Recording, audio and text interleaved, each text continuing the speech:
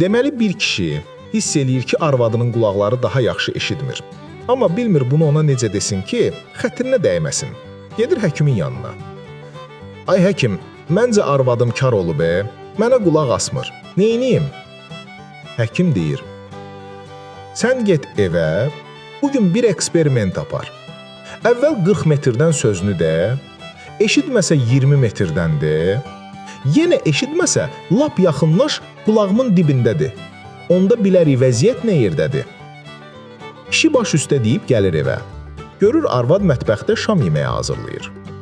Öz-özünə deyir, elə qapıdan yoxlayım. Durur düz qapının ağzında, məsafə uzaq. Uca səslə soruşur. Arvad, axşama yeməyə nə bişirmisən? Cavab gəlmir. Kişi biraz narahat olur. Gəlir dəhlizin ortasına, məsafə olur 20 metr. Yenə soruşur. Ay arvad, deyirəm axşama nə yemək var? Yenə səs sorağı yoxdur. Kişi lap məyus olur.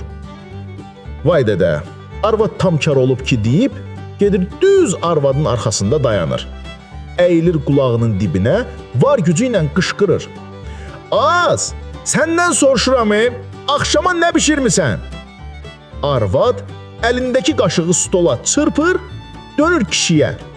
Ay kişi, karsan, 3-cü dəfədir deyirəm ki, toyuq qızartmışam, toyuq!